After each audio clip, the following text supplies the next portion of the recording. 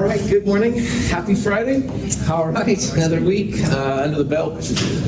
Today, we're going to start lecturing on solutions.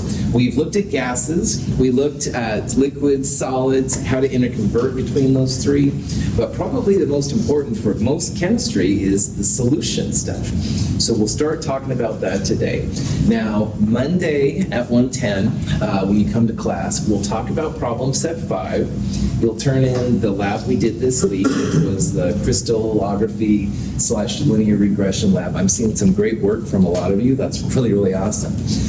Next week's quiz is a take-home quiz. You'll get a copy of it on Monday.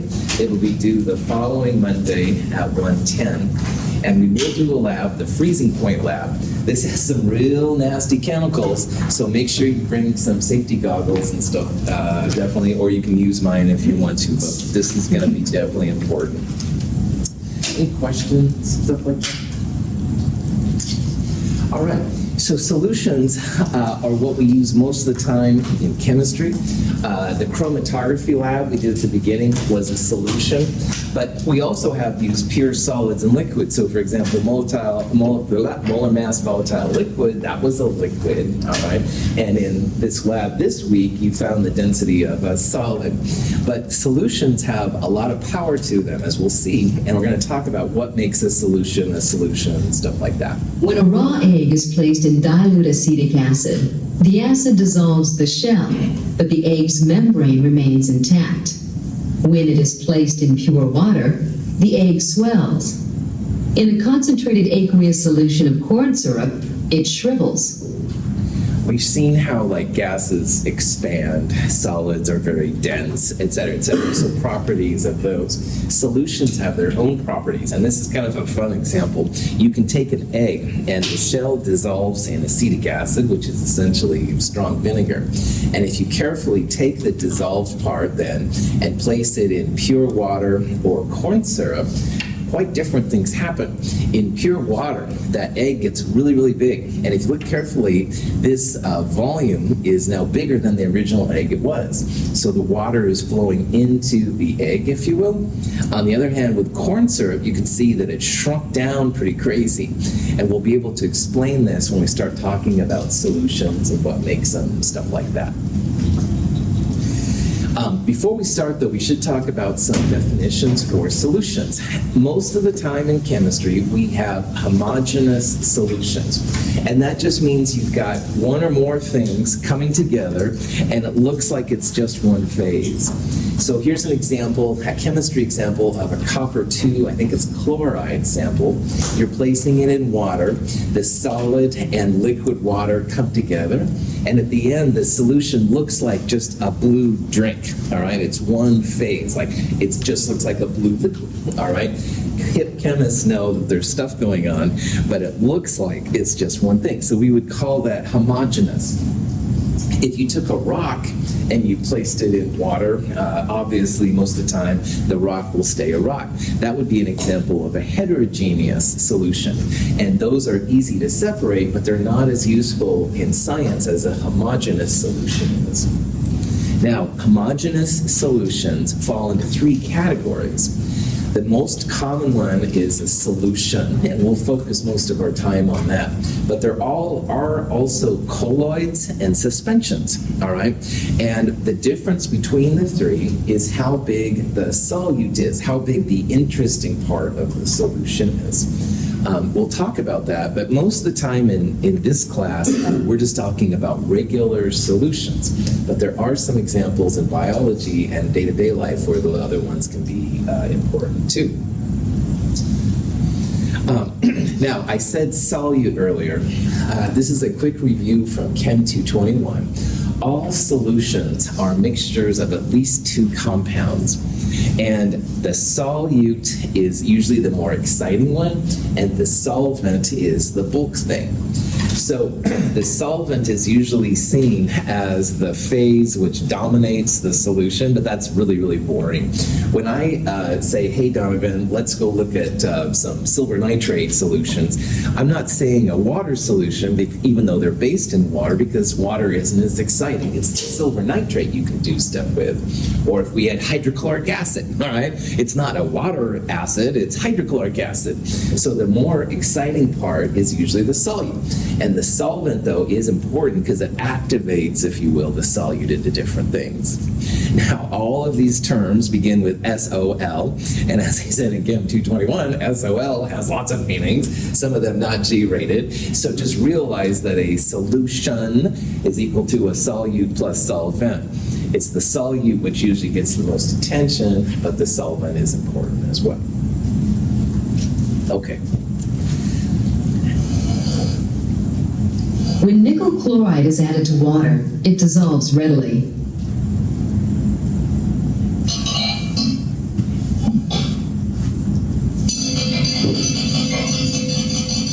Because more nickel chloride could be dissolved in this solution, the solution is called unsaturated.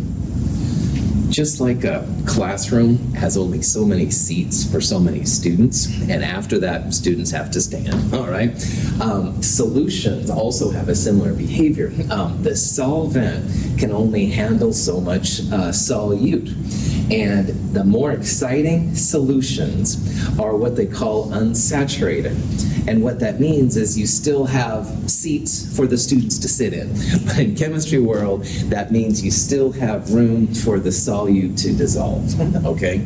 So an unsaturated solution is by far the most common, and it just means that all of your solute has been able to go into the solvent. It all dissolves. So at the end, like here, we had a nickel 2 chloride or whatever. Nickel 2 chloride, you don't see any of it around. It just looks like a green liquid. So unsaturated means there's, in theory, still room to put more solute in. But you can have, though, a saturated solution, too. When solutions of lead nitrate and potassium iodide are mixed, solid lead iodide precipitates from solution. The liquid remaining in the test tube is a saturated solution of lead iodide. Whenever a precipitation reaction occurs, the solution surrounding the precipitate is saturated with the product of the reaction. So a saturated solution means that the solvent cannot handle any more solute. So for example, I think this room is rated at 72 students or something like that. If you got to 73 students, there'd no longer be places for students to sit. And in a solution, the water can only handle so much solute, all right? And once you exceed that amount, then you begin to actually see solid form. The solvent can't dissolve any more of it. Every ionic compound, every solute has its own saturation point, all right? Sometimes it's really easy to have happen. Sometimes it takes forever, like sodium chloride in water. You can just dump this stuff in, and it's pretty high. Another thing about this is that if you see a solid form in your solvent, that means you are saturated, all right? And there's implications for that too. When supersaturated sodium acetate is poured onto a few grains of solid sodium acetate, the amount of sodium acetate dissolved in excess of the saturation point precipitates, forming a solid. Some of the liquid solution, which is now simply saturated, becomes trapped within the solid. One time in this classroom, we had a strawberry shortcake festival thing for the public, and every seat was taken, but there were still people wanting to come in. So I found the chairs back there behind Lucas. I put some people up here. That was a really unstable configuration for the room. It was way too crowded. The fire marshal would have fined me probably or something, but oh well. Anyway, a supersaturated solution is kind of that kind of condition, all right? It's an unstable combination of solute and solvent. Now, how supersaturated solutions are usually made is they'll heat up the solvent to a warmer temperature, and you can usually get more solute into the solvent at warmer temperatures. Then they cool it down very, very gently. But if you disturb it, like if you bang it hard or you put a crystal in, whoosh, all this crystal starts starts to form. So supersaturated solutions are kind of fun. They're not super useful, but they are kind of interesting, and people sometimes do make really interesting art forms with them. So anyway, just to let you know. In this class, and in Chem 223 for that matter, unsaturated solutions are usually what we deal with. Because if you have the solvent, the solute hanging out as a solid, there's some weird behavior. So hydrochloric acid solution, stuff like that, those are unsaturated. And then we will talk about saturation, how long it takes to get something so you begin to see solid. But just in the back of your mind, these supersaturated solutions are kind of interesting. So. Every solute has its own behavior in the solvent. And so people will talk about miscible and they'll talk about solubility. And miscible just means that two compounds get along well with each other. They dissolve well. It's usually for liquids, but I have seen it applied towards solids and liquids as well. So miscible means two things get along. So for example, coffee would be the coffee essence plus water. They get along really well. You could also take acetone in our lab and place water in it. They're totally miscible. But if you try to put, for example, oil in water, they don't mix at all. So oil and water would be referred to as immiscible. They don't mix well. Miscible means they do.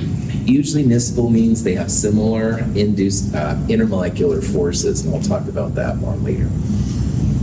Solubility is a way to gauge how much solute dissolves in a solvent at a given temperature. And this little graph right here just shows several different compounds. Here's sodium chloride. Sodium chloride, it dissolves a lot. And you can see at almost all these temperatures listed, you can get about 40 grams of sodium chloride to dissolve per 100 milliliters of water. And that's pretty high. It does go up a tiny bit with temperature. Most of these go up with temperature, not all of them though. But anyway, that's how much it is. Now, potassium bromide is even more soluble. You could just dump that stuff in. And sodium nitrate, glucose, right? We're very crazy. On the other hand, once in a while, some compounds like the cerium sulfate compound, the solubility actually goes down with increasing temperature. Now, we're going to talk about solubility a lot more in Chem 223, but for right now, just know that scientists have a way to figure out about how much solute will go in solvent. So for example, with sodium chloride, if you keep your sodium chloride at 35 grams per 100 milliliters, just under that, you should have a solution, an unsaturated solution. You could have salt solutions. But if you add 40 grams or more sodium chloride, then you'll start to see it get saturated. You'll start to see the solid form, and it won't go away if you stir it. Okay, so this like dissolves like thing, maybe you've heard it, maybe you haven't, but it basically is a way to figure out when things are miscible, when they mix well together, and when they're also immiscible, when they don't get together. And it really comes down, once again, to those crazy intermolecular forces. Polar things generally dissolve well in other polar things. And nonpolar things tend to dissolve well in nonpolar things. But polar and nonpolar is harder to do, all right? It depends on the level of polarity and nonpolarity of things. This little graph here shows several of the first alcohols. Now, alcohol has an OH, a hydrogen bond, all right? And the first alcohols, bonds, are very, very soluble in water. So you can see that methanol, ethanol, propanol, they essentially dissolve as much as you want in water, all right? But when you get to butanol, now the carbon chain, which is almost nonpolar, begins to interfere. So butanol is not as soluble, it has a lower value, pentanol less, hexanol even less. Now, hexane is C6H14, which is a very non-polar compound. Methanol doesn't dissolve really well, but almost all the other alcohols do. So you could argue that as the alcohol becomes more and more non-polar, so even though it has the hydrogen bond, there's still a lot of non-polar parts, then it becomes more and more soluble in non-polar compounds. So someone from Chem 104 in the hallway says, "Oh, Dr. Russell, you have a PhD, you must know these things." And they'll ask me, does I don't know, this. How do water and, I don't know, toluene get along? Toluene is methylbenzene. Well, I would guess, without knowing anything, methylbenzene is pretty nonpolar, all right? That benzene ring is completely nonpolar. The methyl makes it a little bit polar, but not too much. So I would think that it wouldn't be superpolar. You can still get out your phone and look it up. Thank you, Google, and things like that. However, that's a way to make a prediction about things. And then, of course, the poor polar bear.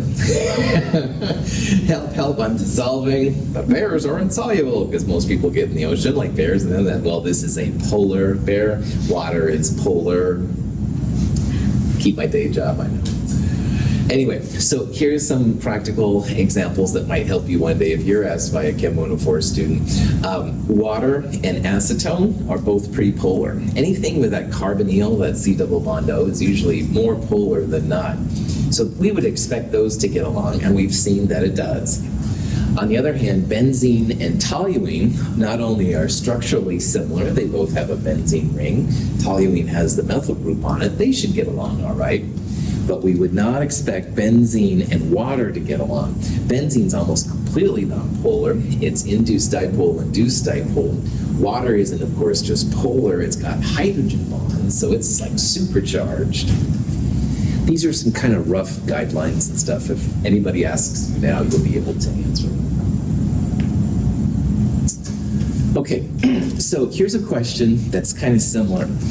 Lithium chloride dissolves pretty well in one of these compounds, and we can use our knowledge of intermolecular forces to make a prediction which one it's going to be.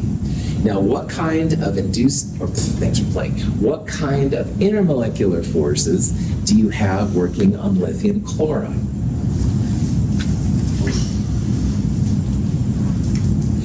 Is lithium chloride ionic or covalent? Ionic. Ionic, good. And all ionic compounds have ion-ion force. Is that a strong intermolecular force or a weak intermolecular force?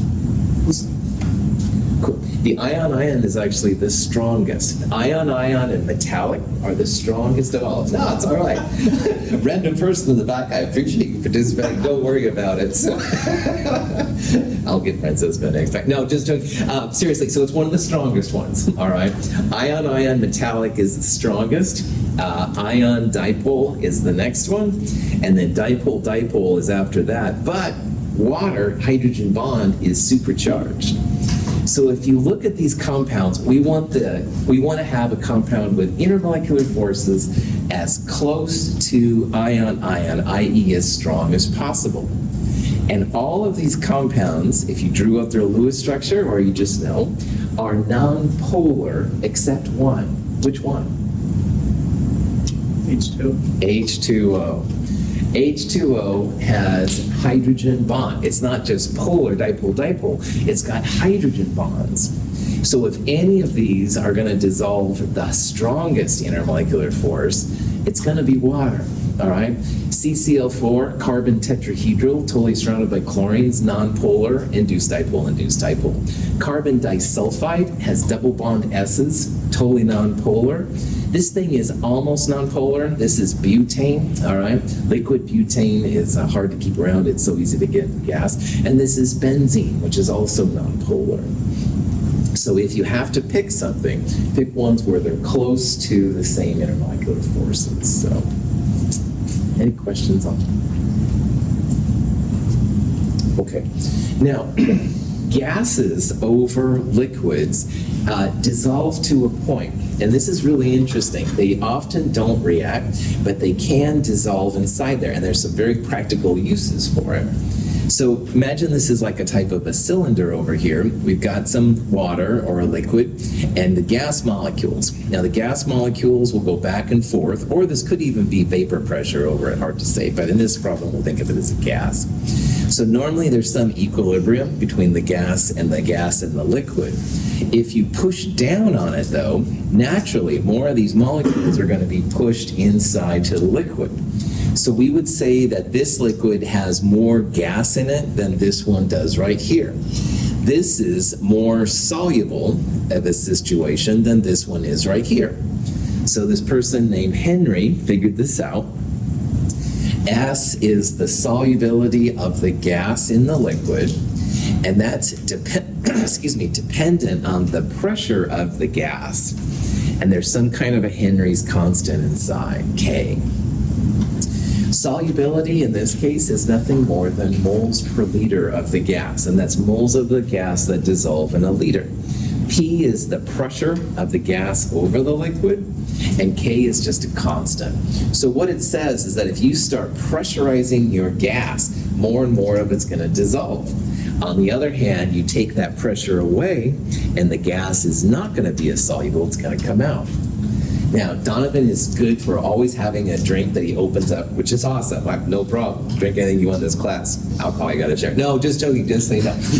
Donovan, I would be the worst bartender, Donovan, if you're not 21. Which is probably, anyway, Prophet back on. I'm going to shut up now. Donovan opens his power drink there, whatever he's got, man. What do you hear? The gas coming out. Drinks, before you open them, are pressurized, all right? And if you have a high pressure, the solubility of the gas in those drinks is pretty high. So before you open it, you've got some kind of energy drink, a lot of gas inside. But you pop the top, all right? All of a sudden now, the pressure is equal to the external pressure. Pressure goes down. And as pressure goes down, the solubility of the gas in the liquid goes down. You hear that psh sound, and people associate that with freshness and all that kind of jazz. So, woohoo, Henry's Law, keeping our drinks good. Get too excited, I know. Questions? Just say no. All right. Here's another example, more old school. This is just Diet Coke. Now, this is an example of, again, Henry's Law, solubility, the pressure. But the important part here, like with Donovan's drink, when you pop the top, initially high pressure, all right?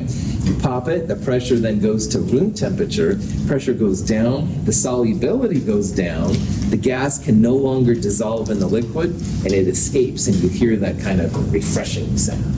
Yeah. The constant is always going to be dependent on the compound. No? Cool. It actually depends on the type of gas you're dissolving. That's a really good question.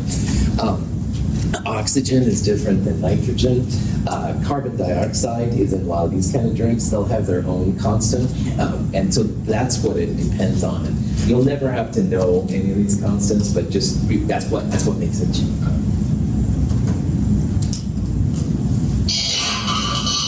When a can of soft drink is opened, a whooshing sound is heard, and the solution begins to release bubbles.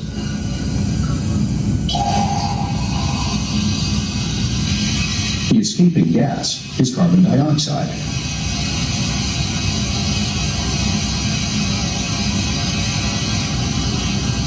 Henry's law explains why the gas leaves the liquid only after the can is opened. So that whooshing sound is associated, like I said, with freshness and stuff. That's what the drink makers use. Pretty important. Of course, you leave your drink out for a long time. It tastes flat. There's no more CO2 coming out and stuff. CO2 has a very slight acidity to it when it's reacting with water, and I think that could be part of it too, but I'm just, yeah. All right, so we got a can of Diet Coke. We're removing it from the fridge, left it stand for a while. Which of the following best describes what's happening? All right, we're lowering the CO2 pressure over the solution and raising the temperature. Yep. Lowering the CO2 pressure over the solution, lowering the temperature, change increase in salt content. So we're removing it from the refrigerator, all right? It's not going to be necessarily a lowering of the temperature because we're raising the temperature, all right? But we certainly are going to be lowering the carbon dioxide pressure. As temperature goes up, then the pressure starts to go away and the CO2 starts to come out. So again, the soft drink industry, all over Henry's Law. And if you know what the constant is for the type of gas you're looking at, you can do a lot of things with it, which is cool. Okay. Now, generally, this is kind of interesting in my opinion. Solid solutes that you put in liquids, Usually, the solubility gets bigger as you increase the temperature. So here's sodium chloride once again, a little bit more detailed. And you can see that as temperature gets bigger to the right, the amount of sodium chloride you dissolve does get bigger. And most compounds are that way. So here's lead 2 nitrate, sodium nitrate's off the chart, potassium chloride that gets in, but not all of them. All right, there's that weird cerium sulfate compound again. We're going to talk about why some salts don't dissolve more at warmer temperatures in Chem 223. But overall, generally, as you increase the temperature, things dissolve more. Unless it's a gas. As the temperature gets bigger, gases actually become less soluble, all right? So if you're going to have a soft drink company, you want to usually serve things colder because that way you'll have more dissolved gas initially. It warms up to room temperature. Gases don't dissolve as well, so what that means, you see the bubbling, all right? It feels more like you got something going on, So while solids usually dissolve more with higher temperatures, usually gases are the opposite. And you can argue that gases, they don't have any intermolecular forces on them, so maybe they'd rather be free of the solvent, whatever you want to use to rationalize. So, colligative properties are properties of solutions. And that's just a word we're going to use a lot here pretty soon. And a colligative property is something that a solution does that a pure liquid or a pure solid or a pure gas won't, all right? And it's really interesting. Colligative properties are usually the result not of the solute, the exciting part, but the result of the solvent. And there's 4 of them we're going to look at in this class, all right? Vapor pressure, which is the little bit of gas over the liquid. The vapor pressure goes down if you have a solution relative to pure solvent. The melting points of compounds will go down in a solution relative to the pure compound. Boiling points will increase, and you have something called osmosis, which is possible, or osmotic pressure. Now, this is a really interesting phenomenon. So water, as you probably know, freezes at 0 Celsius and 100 Celsius if it's under normal conditions. If you start sprinkling in sodium chloride, magnesium sulfate, any of these kind of ionic compounds, you're making a solution. And your solution with the same water and a little bit of compound, all of a sudden your melting point goes down. So instead of freezing at 0, maybe it's -3 degrees Celsius or something like that. So much ice in the Arctic oceans. Bam! Exactly. Totally. Greenhouse gases, all this kind of jazz. But we'll talk about that more later. Your boiling points will go up. So instead of boiling at 100, all of a sudden maybe it's 105, right? We'll talk about how to calculate these things. The vapor pressure, the liquid gas over the solvent, will go down when you make a solution, and you'll be able to do osmosis. You'll have osmotic pressure, which we'll talk about. And so we're going to talk about these and how to figure out what's going on. These 4 things, these changes are called colligative properties. So if you hear this word colligative, which is a little weird, it just means solution properties. It's more about the solvent than the solute.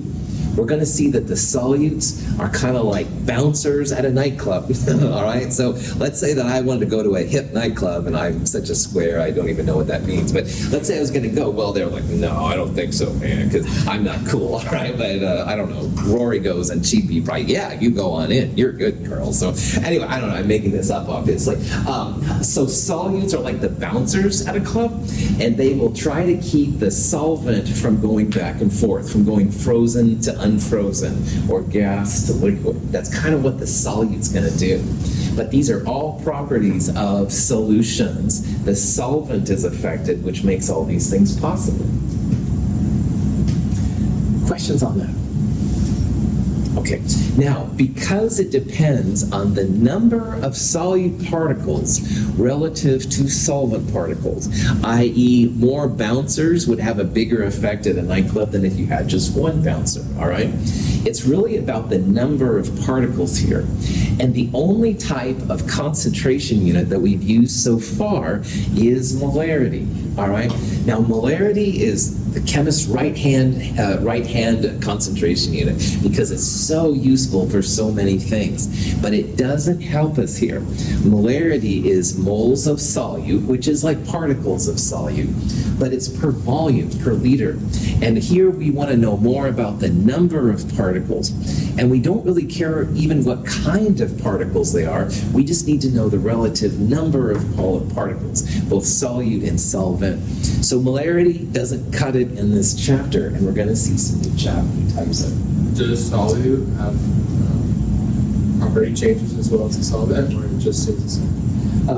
The things we're looking at here are more about the solvent, all right? But it's the solute's fault that it's happening. So they are like interconnected, but the solutes, I'll show you in the vapor pressure one where you can have a solute and solvent kind of compete with each other. But generally it's more about the solvent and how it behaves. Good question. Okay. So, in this section, we're going to look at some new types of concentration units.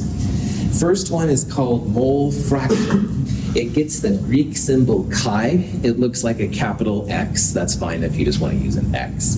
But mole fraction, if you have a bunch of moles, mole fraction of A would be the moles of A divided by the total moles. So if you have A, B, and C compounds, you'd want to find the moles of each of them. Moles of A divided by all the moles would give you the mole fraction. Mole fraction is just a number. If it's 0, that means you don't have any A. If the mole fraction is 1, it means you have only A. So mole fraction is going to be very narrow. It's always between 0 and 1. You won't have percents or anything like that. Kind of a trip. Molality is another new player. Now, molarity is a capital M, and molality is a small m. So make sure that you have big M's for molarity and small m's for molality, especially in this section. Molality is moles of solute per kilogram of solvent. Now, molarity is moles of solute, same top part, but in the bottom it's liters of solution. Molality is moles of solute per kilogram of solvent. So it's a little bit different. We'll talk about molarity versus molality later. And finally, the last one is mass percent, or what's more commonly called weight percent. And if you have, say, 37 grams of HCl in 100 grams of solution, weight percent would be 37 grams divided by total mass times 100%. Weight percent is a percent, but these other ones are not. Mole percents are not seen as cool for different reasons in physical chemistry. So this is the only one that's going to have a percent associated. Now, we're going to do some math in this section, and I'm going to highlight this handout right here. And I am coughing here not because I have a cold, all right? So, everybody get that? All right. This is concentration units handout. It lists the different ones, and this is the first step. There's also a calculations with solutions, and just FYI, this might be very helpful. Okay, so here's an example of a problem you might see.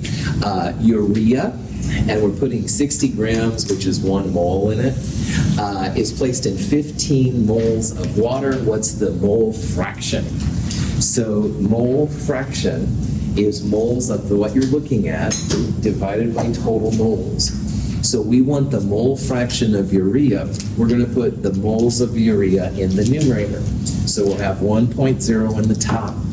In the bottom, you want the total number of moles. And if you think about both the urea and the water, how many moles do you have? 16.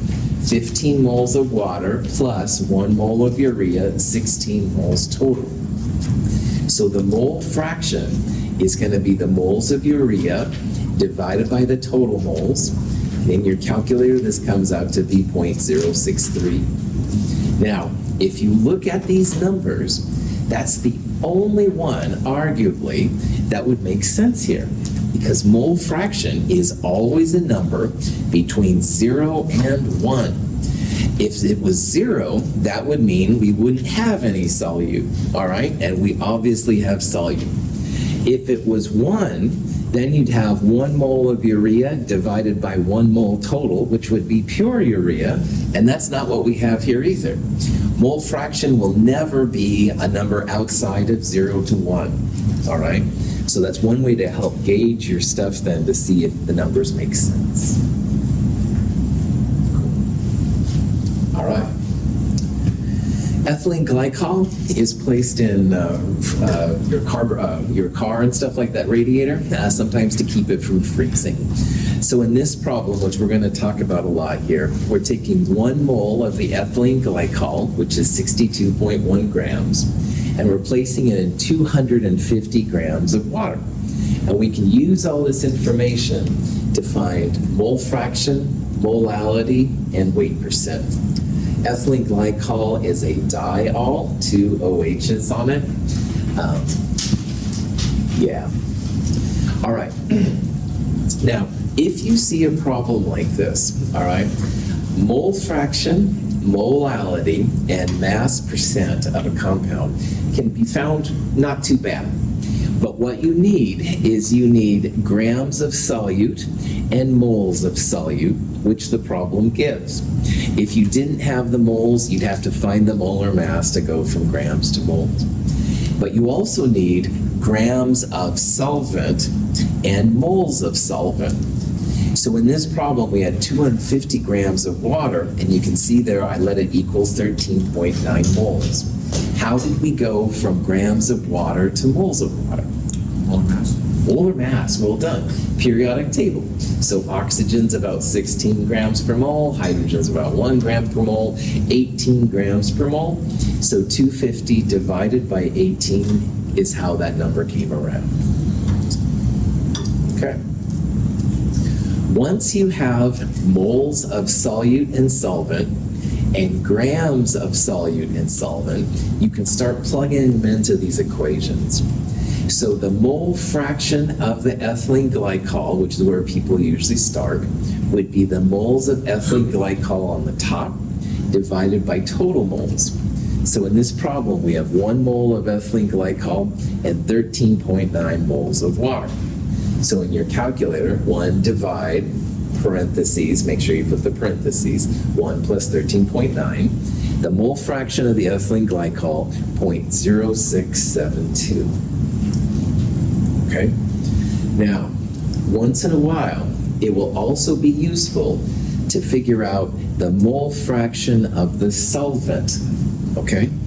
Now, mole fraction of the solvent water would be very similar to this. We'd have 13.9 on the top, and you would divide by 1 plus 13.9 on the bottom.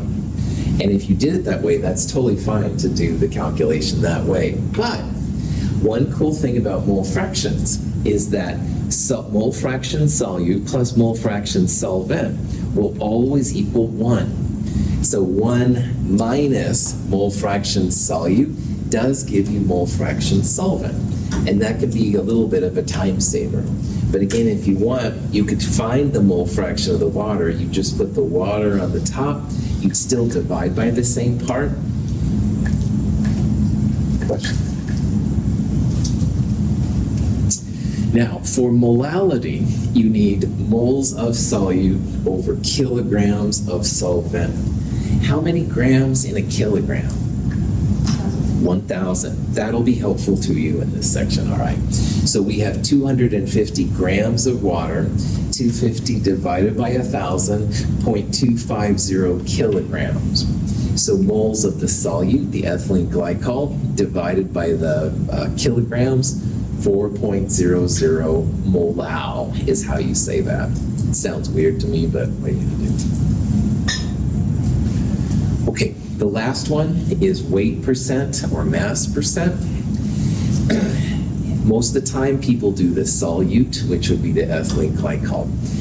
This one's just grams of what you're looking at divided by total grams. So if it's the solute ethylene glycol, we have 62.1 grams. We'll divide it by all the mass. So here's the ethylene glycol, here's the water, and this one you do multiply by 100%. So when you do this in your calculator, it comes out to be 19.9% ethylene glycol. If you wanted to figure out the percent of water, no problem. Just like mole fraction, in this case, all the percentages equal 100%. So 100% minus 19.9 gives you 80.1%. But you could also go back to this type of equation, the percent of water. You'd have 250 grams in the top. You divide by 62.1 plus 250 in the bottom times 100%. You should get 80.1 that way too. Here in our stockroom at Mount Hood, molarity is the king of solutions, but we do actually use these weight percents once in a while. So, cool. Questions? Okay. So here's another type of example. You probably want to go and start drinking. I mean, ethanol is used in okay, I really need to chill on that. I'm sorry. Just say no, kids, all right? Seriously. But anyway, ethanol is drinking alcohol, so my apologies for my continued bad joke. 92 grams of ethanol in 270 grams of water. What's the mass percent? In this case, you would take 92.0 grams of ethanol. What you're looking at, that would be the numerator. In the bottom, you would put 92 grams plus 270. So again, it's like looking at the good stuff on the top divided by everything on the bottom. This is a percent, so you'll multiply by 100%. If you look at these numbers, you're not going to have more than 100% and mass percent, so those two numbers don't make any sense. The answer comes out to be 25.4%. How would we quickly tell the mass percent of water in this problem? 100% minus 25. Well done, Roy. 100% minus 25.4 would quickly give you the mole fraction of the water. And again, you could take 270 on the top divided by these two times 100%, but it will save you a little bit of time. Okay, so mole fraction, weight percent, molality. Honestly, they're not too bad to interconvert from each other. You've got to have grams and moles of both of them, and then you can just plug them into the equations like we saw and take care of business. But molarity is the king of the solution concentrations in chemistry. So again, in our stockroom, boy, 90+% of our solutions are molarity.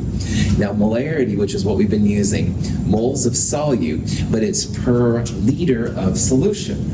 Now, everything we've looked at so far, with the other units anyway, has been moles, grams, kilograms, and those are mass related. Like you can turn moles into grams, grams and kilograms. If you want to go from grams, kilograms, masses to a volume, you need a density. And it's the density of the solution. It's not the density of your pure solvent or something like that. It's the density of the solution. So we're going to look at here how to convert from molality, mole fraction, weight percent, one of those, into molarity or vice versa. And just realize that to go to molarity, you've got to have a solution density. You don't need a solution density if you're just going weight percent to molality or molality to mole fraction. None of those have the volume, but molarity does, and that's why we're going to do it. Now remember that a solution equals solute plus solvent. Oh yeah. All right.